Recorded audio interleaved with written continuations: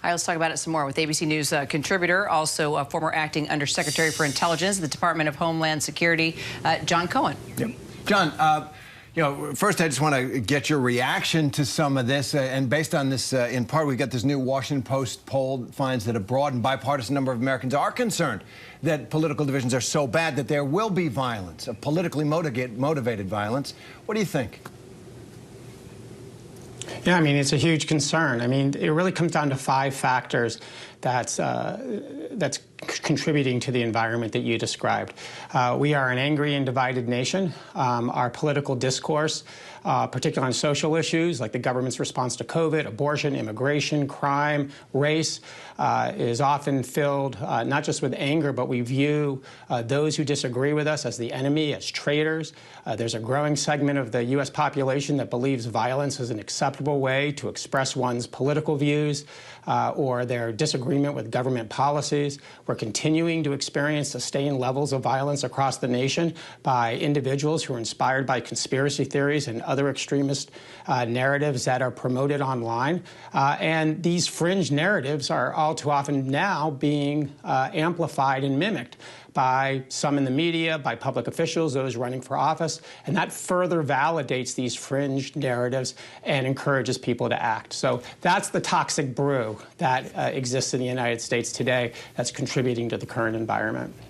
Well, considering this political environment, is there anything more that can be done? I mean, as Terry saw there when he interviewed Shay and Ruby, I mean, they don't even want to volunteer anymore because they've just become, famous/infamous, right, for a bunch of baloney. And then you've got other workers are putting on Kevlar vests. It seems crazy. Right. No, it is crazy. And, over the last several weeks, I've had conversations with law enforcement officials around the country, election officials around the country. There is increased awareness regarding the threat. More is being done to ensure that threats to election worker, government officials, law enforcement, even their families are taken seriously and investigated. We're seeing more physical security around ballot drop boxes and other parts of the election infrastructure because part of the threat focuses on destruction of that part of the physical infrastructure.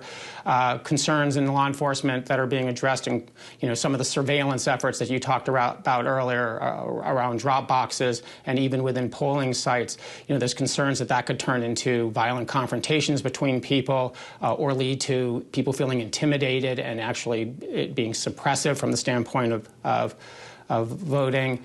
And finally, trying to minimize any disruption to the process. Law enforcement and election officials are focused on making this a safe and secure election, and I think people should take that away from this discussion we're having today. Let's hope. Yeah, even considering this environment, you got to get out and vote. You really and most do. people in most places will have a normal experience. Right. Yeah. All right, John, thank you so much. Appreciate it. Hi, everyone. George Stephanopoulos here. Thanks for checking out the ABC News YouTube channel. If you'd like to get more videos, show highlights, and watch live event coverage, click on the right over here to subscribe to our channel. And don't forget to download the ABC News app for breaking news alerts. Thanks for watching.